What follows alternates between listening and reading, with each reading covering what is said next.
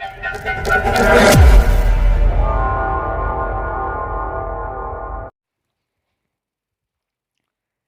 Students, so I welcome all to my YouTube channel Rathore classes Mirzaganj. जी हाँ दोस्तों, कल आप लोग के लिए नया चैप्टर स्टार्ट किए थे कोशिका चक्र और कोशिका विभाजन। तो उसमें हमने बहुत सारे चीज़ों के बारे में पढ़ा कि कोशिका विभाजन क्या होता है, कोशिका चक्र क्या होता है और उसके कितने अवस्था होते हैं। तो सबसे पहले कौन कौन सी अवस्था पढ़ लिए थे बताइए। सबसे पहले क्या होता है जीवन अवस्था, उसके बाद क्या होता है यश अवस्था, उसके बाद क्या होता है G2 अवस्था, उसके बाद क्या होता है यम फेज, उसके बाद क्या आता है यम फेज। तो फिर यम फेज को कितने भागों में बांटा था, दो भागों में, एक कैरियोकाइनेसिस और दूसरा क्या था साइटोकाइनेसिस। मतलब एक था केंद्रक वाला विभाजन और दूसरा क्या था साइटोप्लाज्म यानी कि जीव द्रव वाला विभाजन या कोशिका द्रव वाला विभाजन। तो अब सबसे पहले पढ़ रहे हैं किसके बारे में, केंद्रक द्रव विभाजन के बारे में। किसके बारे में, केंद्रक द्रव विभाजन के बारे में। कल यहीं पे लास्ट किए थे। तो अब देखिए यहाँ पे क्या हेडिंग लगाए, कैरियोकाइनेसिस। क्या हेडिंग लगाए, कैरियोकाइनेसिस। तो कल ही बताए थे कि कैरियोकाइनेसिस का मतलब क्या होता है। कैरियो का मतलब होता है केंद्रक और काइनेसिस का मतलब होता है निर्माण होना या विभाजन होना। तो केंद्रक का विभाजन होना क्या कहलाता है, कैरियोकाइनेसिस कहलाता है। इसके अंतर्गत कितने अवस्था आते हैं, 4 अवस्था। इसके अंतर्गत 4 अवस्था आते हैं और इसी चारों अवस्था को पढ़ना है कि उस अवस्था में कौन कौन सा इवेंट्स होता है, क्या क्या देखने को मिलता है, कोशिका के अंदर क्या क्या बदलाव होता है, कैसे कैसे क्या क्या चेंजिंग आते जाता है और क्या क्या बनते जाता है, क्या क्या नहीं बनता है, क्या क्या टूटता है, सब कुछ। तो सबसे पहले बोलते हैं इसके 4 अवस्था को भाग के बारे में, prophase, metaphase, anaphase, telophase. Prophase को हिंदी में कहते हैं पूर्वावस्था, मेटाफेज को हिंदी में कहते हैं मध्यावस्था, एनाफेज को हिंदी में कहते हैं पश्चावस्था और टीलोफेज को क्या कहते हैं अंत्यावस्था। ठीक है, तो आइए सबके बारे में जानते हैं कि क्या होता है।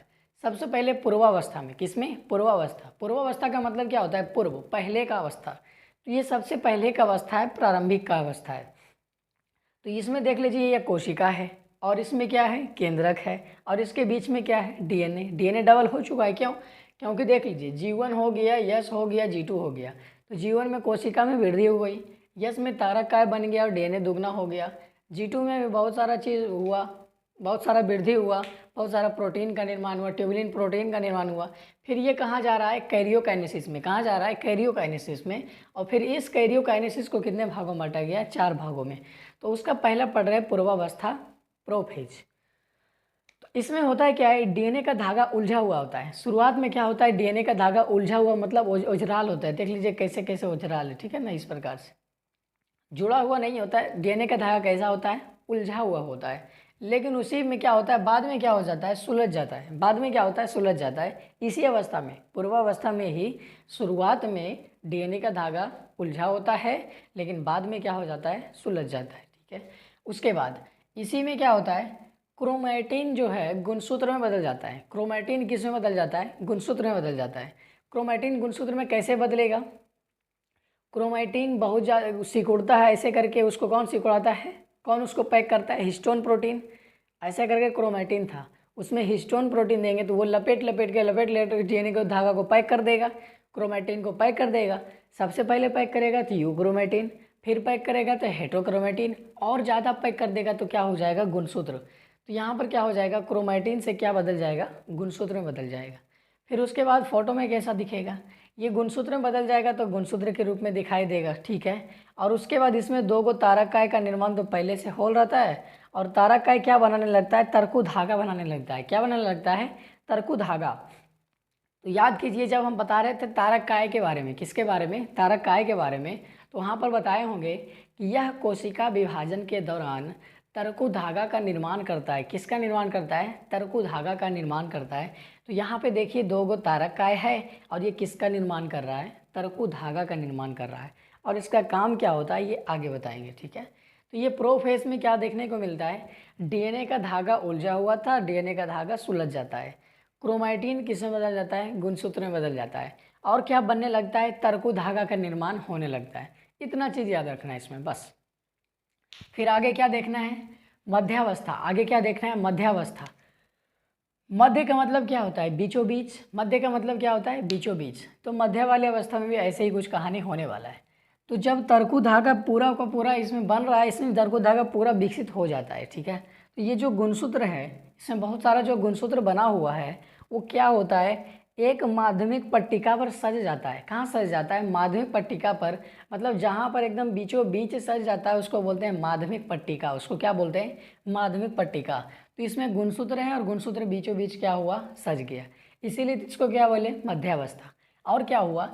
इससे जो भी तरकु धागा था, तरकु धागा जुड़ गया। तरकु धागा क्या हुआ? जुड़ गया। तरकु धागा कहाँ पर जुड़ेगा? तो बताए थे गुणसूत्र में क्या होता है? अर्धबिंदु। गुणसूत्र के बीच में क्या होता है? अर्धबिंदु। और उसी अर्धबिंदु के दोनों साइड क्या होता है? किनाइटोकोर। कोशिका में पढ़ा चुके हैं कि गुणसूत्र होता है और गुणसूत्र के बीच में अर्धबिंदु होता है, और उसी अर्धबिंदु के दोनों साइड को क्या कहते हैं? किनाइटोकोर। तो यहाँ से जो भी तरकु धागा आ रहा है वो गुणसूत्र के कहाँ पर जुड़ेगा? किनाइटोकोर से जुड़ेगा। देखिए लिख चुके हैं। तो इस कोशिका के अंदर क्या क्या आपको केंद्रक दिख रहा है? नहीं, इसमें केंद्रक क्या होता है? टूट जाता है। केंद्रक का आवरण क्या होता है? टूट जाता है। फिर गुणसूत्र जीव द्रव में मिल जाता है। सोचिए, ये जब कोशिका है और ये केंद्रक है, तो इसमें कोशिका द्रव होता है और इसमें केंद्रक द्रव होता है। तो जब ये केंद्रक द्रव टूट जाएगा तो ये डीएनए इसके अंदर जो है वो मिल जाएगा। ठीक है, तो गुणसूत्र क्या होता है? जीव द्रव में मिल जाता है। गुणसूत्र कहाँ मिल जाता है? जीव द्रव में। फिर गुणसूत्र किसके साथ जुड़ जाता है? किनाइटोकोर से तरकु धागा के सहारे जुड़ जाता है। किनाइटोकोर से तरकु धागे के सहारे जुड़ जाता है। कहाँ जुड़ता है? माध्यमिक पट्टिका पर। कहाँ जुड़ता है? माध्यमिक पट्टिका पर बीचों बीच जुड़ जाता है।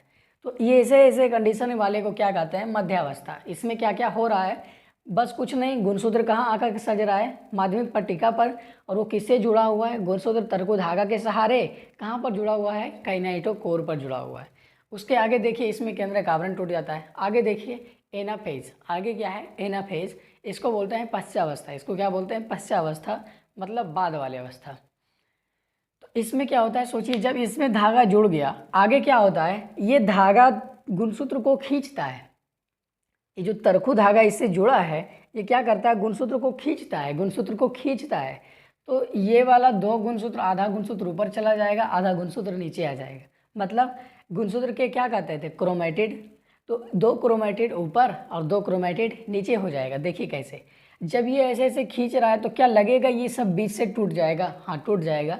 तो वही हुआ है, इसमें क्या हो चुका है? बीच से टूट गया है। गुणसूत्र किधर जाने लगा है? ध्रुव की ओर जाने लगा है। किधर जाने लगा है? ध्रुव की ओर। तो वही तो लिखे हैं, देखिए, क्रोमैटिड ध्रुव की ओर गति करने लगता है। क्रोमैटिड किधर गति करने लगता है? ध्रुव की ओर। ध्रुव क्या होता है? एकदम बीचों बीच वाले पॉइंट को ध्रुव कहते हैं। ठीक है, इधर ये साइड यहाँ पर, ये साइड यहाँ पर, इसको ध्रुव बोलते हैं। तो गुणसूत्र देखिए किधर चला गया? दोनों ध्रुव की ओर गति करने लगा है। ठीक है, क्रोमैटिड ध्रुव की ओर गति करने लगता है। फिर है, यह गुणसूत्र ही भविष्य की पुत्री कोशिका का गुणसूत्र कहलाता है। इसका मतलब क्या हुआ कि ये जो गुणसूत्र बटा है, इसी में आगे जा कर के ये केंद्रक का निर्माण होगा और ये डीएनए के रूप में काम करेगा। उस पुत्री कोशिका के लिए गुणसूत्र के रूप में काम करेगा। आगे देखिए, आगे वाले अवस्था को बोलते हैं टीलोफेज। आगे वाले अवस्था को क्या बोलते हैं? टीलोफेज, यानी कि अंत्यावस्था। यानी कि अंत्यावस्था। तो केंद्रक विभाजन का अंत्यावस्था क्या है? टीलोफेज है। और केंद्रक विभाजन का शुरुआत यानी कि प्रारंभिक अवस्था कौन है? पूर्वावस्था है। ठीक है, आगे देखिए, इसमें क्या हो रहा है? केंद्रक आवरण का निर्माण हो जाता है। इसमें किस आवरण का निर्माण हो जाता है? केंद्रक आवरण का निर्माण हो जाता है। तो ये देख लिए, यहाँ पर किसका निर्माण हो गया है? केंद्रक आवरण का निर्माण हुआ है। जो भी गुणसूत्र ध्रुव की ओर गति किया था, इसी को क्या किया? एक केंद्रक आवरण घेर लिया। दोनों को एक अलग अलग केंद्रक आवरण घेर लिया। ठीक है, तो इसमें क्या देखने को मिलता है? केंद्रक आवरण का निर्माण। और क्या होता है? यहाँ गुणसूत्र क्रोमैटिन के रूप में हो जाता है। फिर से गुणसूत्र यहाँ पर है, यहाँ पर क्या है? गुणसूत्र है, लेकिन फिर से इसको क्या बना दिया जाता है? क्रोमैटिन बना दिया जाता है। तो अब इसका फोटो ऐसे ना रह करके ऐसे रहेगा, क्रोमैटिन के रूप में। ठीक है, इस प्रकार से रहेगा, क्रोमैटिन के रूप में रहेगा। ओके, तो क्या इतना तक समझ में आया कि नहीं?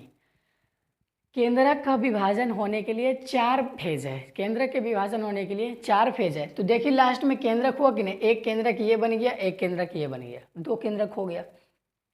तो एक केंद्रक से 2 केंद्रक का बनना केंद्रक विभाजन कहलाता है। इसमें 4 अवस्था आता है, prophase, metaphase, anaphase, telophase. Prophase को पूर्वावस्था कहते हैं। पूर्वावस्था में क्या होता है? डीएनए का धागा उलझा हुआ होता है, बाद में सुलझ जाता है और क्रोमैटिन किस में बदल जाता है? गुणसूत्र में बदल जाता है। फिर पढ़े मध्यावस्था के बारे में। गुणसूत्र जब बन गया तो वो माध्यमिक पट्टिका पर आकर के सज जाता है और क्रोमेटिड से जुड़ जाता है। ठीक है, कहाँ जुड़ता है? किनेटोकोर पर। गुणसूत्र के कहाँ जुड़ता है? किनेटोकोर पर। फिर पढ़े एनाफेज। एनाफेज क्या होता है? जब गुणसूत्र किनेटोकोर पर तरकु धागा से जुड़ा हुआ है उसके बाद क्या करता है? तरकु धागा गुणसूत्र को खींचता है। तरकु धागा गुणसूत्र को खींचता है तो ये यहाँ से टूट जाता है और टूट जा करके अलग हो जाता है। तो दो क्रोमेटिड क्या होता है? ध्रुव की ओर गति करने लगता है। सारा क्रोमेटिड किधर गति करने लगता है? ध्रुव की ओर। फिर क्या होता है? यह गुणसूत्र ही भविष्य की पुत्री कोशिका का गुणसूत्र कहलाता है। इसमें केंद्र का आवरण घेरता है और ये क्रोमेटिन के रूप में बदल जाता है और इससे जब भी दो कोशिका का निर्माण होगा, जो भी पुत्री कोशिका का निर्माण होगा उसके लिए यह गुणसूत्र के जैसा काम करेगा, यह गुणसूत्र कहलाता है। ठीक है, आगे देखिए। आगे ध्रुव की ओर जब गति कर लिया तो अंत्यावस्था में क्या हुआ? केंद्रक आवरण का निर्माण हुआ। अंत्यावस्था में किसका निर्माण हुआ? केंद्रक आवरण का। ये दोनों को केंद्रक आवरण घेर लिया और जो भी इसमें गुणसूत्र था फिर से उसको किस में बदल दिया? क्रोमैटिन में बदल दिया। ठीक है, किस में बदल दिया? क्रोमैटिन में। अब देखिए आगे क्या होगा? आगे होगा साइटोप्लाज्म यानी कि जीव द्रव्य विभाजन। क्या होगा? जीव द्रव्य विभाजन। तो यहाँ से जब दो कोशिका बनेगा, एक कोशिका इससे और एक कोशिका इससे, तो इसमें भी एक केंद्रक चला जाएगा और इसमें भी एक केंद्रक चला जाएगा, तब होगा रियली क्या होगा? कोशिका का विभाजन होगा। ठीक है, तो इतना तक समझ में आ गया होगा। इसको उतार लीजिए थोड़ा सा।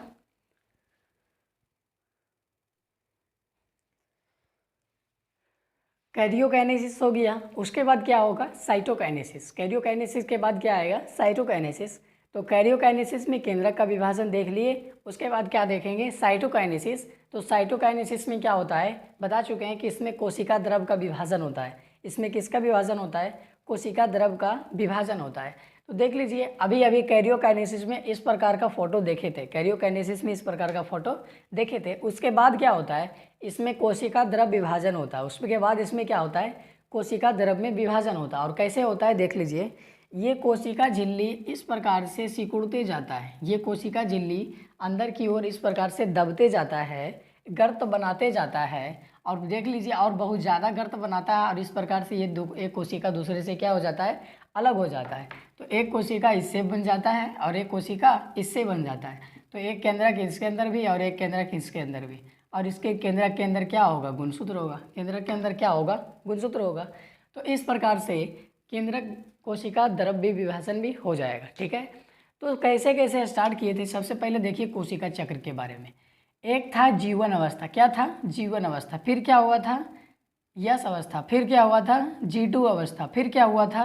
यम फेज आया। क्या आया था? यम फेज। यम फेज आया था ना? ठीक है, और इसी यम फेज को कितने भागों में बांट दिए थे? दो भागों में। एक कैरियोकाइनेसिस और दूसरा साइटोकाइनेसिस। एक केंद्रक विभाजन और दूसरा कोशिका द्रव विभाजन। फिर इस केंद्रक विभाजन में कितना भाग देखे? चार अवस्था देखे। कितना अवस्था देखे? चार अवस्था। प्रोफेज, मेटाफेज, एनाफेज और टीलोफेज। पूर्वावस्था, मध्यावस्था, पश्चावस्था और अंत्यावस्था। चार अलग अलग फेज देखे।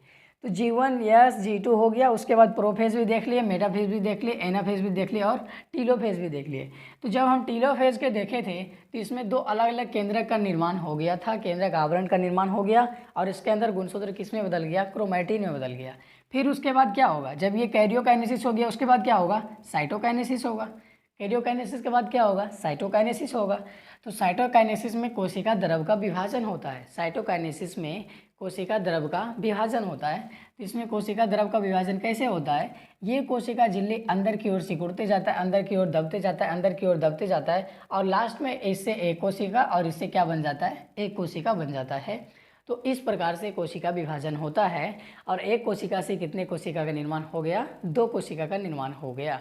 तो कोशिका विभाजन एक जैविक प्रक्रिया है जिसमें एक कोशिका विभाजित होकर कितने बदल जाता है? दो में बदल जाता है। और इसमें भी दोनों में सामान्य मात्रा में जीव द्रव्य का मात्रा होता है, केंद्रक का मात्रा होता है, कि कोशिकांग का मात्रा होता है। दोनों कोशिका में अलग अलग होता है, मतलब सेम होता है, अलग अलग नहीं होता है। इसमें जितना द्रव होगा इसमें भी उतना ही द्रव होगा, इसमें जितना केंद्रक होगा उसमें जितना ही केंद्रक होगा। तो दोनों में समान मात्रा में विभाजित होती है। बंटवारा होना चाहिए तो विभाजन होना चाहिए। तो इसी प्रकार से तो सबको बंटवारा में बराबर बराबर हिस्सा मिलना चाहिए। तो एक कोशिका से दो कोशिका बनाए तो इसको भी बराबर हिस्सा और इसको भी बराबर हिस्सा। तो इस प्रकार से कोशिका विभाजन हो गया। ठीक है, देख लिए कोशिका चक्र के बारे में कि कैसे कोशिका चक्र होता है। तो सबसे पहले पढ़े थे किसके बारे में? G1 अवस्था के बारे में, फिर पढ़े थे यस अवस्था, फिर पढ़े थे G2 अवस्था। G2 अवस्था के बाद क्या आता है? यम अवस्था। G2 के बाद क्या आता है? यम अवस्था। उसी यम अवस्था को दो भागों में बांट दिए थे, कैरियोकाइनेसिस और साइटोकाइनेसिस। फिर कैरियोकाइनेसिस के चार अवस्था था, पूर्वावस्था, मध्यावस्था, पश्चावस्था और अंत्यावस्था। अभी अभी देखें कि पूर्वावस्था में क्या हो गया था बताइए? उलझा हुआ धागा सुलझ गया था और क्रोमैटिन का जो रूप था वो किस में बदल गया? गुणसूत्र में बदल गया और तरकु धागा का निर्माण होना शुरू हो गया। मध्यावस्था में क्या देखे कि गुणसूत्र बन गया तो ये कहाँ सज गया? बीच जगह पे एकदम माध्यमिक पट्टिका पर सज गया और गुणसूत्र से और तारक से जो भी तरकु धागा का निर्माण हुआ वो गुणसूत्र के किनेटोकोर से जुड़ गया। गुणसूत्र के किनेटोकोर से तरकु धागा द्वारा जुड़ गया और बीचों बीच सज गया। तीसरा में क्या देखें कि वो तरकु धागा गुणसूत्र को खींच रहा था, जिसके कारण दो क्रोमेटिड क्या हो गया? अलग हो गया। तो क्रोमेटिड किधर जाने लगा? ध्रुव की ओर जाने लगा। और यही जो अलग हुआ, ध्रुव की ओर जाने लगा जो क्रोमेटिड, यही भविष्य के लिए क्या होता है? पुत्री कोशिका का गुणसूत्र कहलाता है। फिर पढ़े थे अंत्यावस्था। क्या पढ़े थे? अंत्यावस्था। अंत्यावस्था में क्या होता है? वही जो अलग हुआ था फिर उसी में अलग अलग ध्रुव की ओर एक केंद्रक एक केंद्रक द्रव इधर बन जाता है और एक केंद्रक द्रव इसको घेर लेता है। तो इस प्रकार से दो केंद्रक का निर्माण हो जाता है। एक कोशिका के अंदर कितने केंद्रक का निर्माण हो जाता है? दो केंद्रक का निर्माण होता है।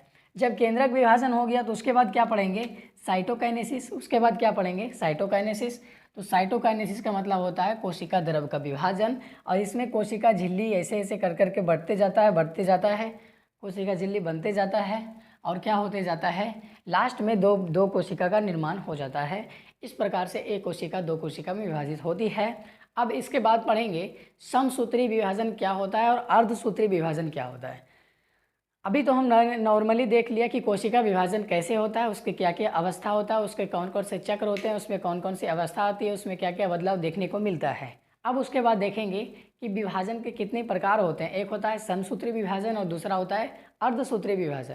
तो ये जो भी देख रहे थे ये सब किस में देख रहे थे? समसूत्री विभाजन में देख रहे थे। ठीक है, अब क्या देखेंगे? समसूत्री किसे कहते हैं, समसूत्री विभाजन किसे कहते हैं, फिर समसूत्री विभाजन का क्या महत्व होता है, फिर अर्धसूत्री के बारे में पढ़ेंगे, उसमें भी देखेंगे क्या चेंजिंग होता है, फिर उसमें भी उसका विशेषता पढ़ेंगे। ठीक है, तो इस प्रकार से क्या हो जाएगा? चैप्टर समाप्त हो जाएगा। ये बहुत छोटा चैप्टर होता है।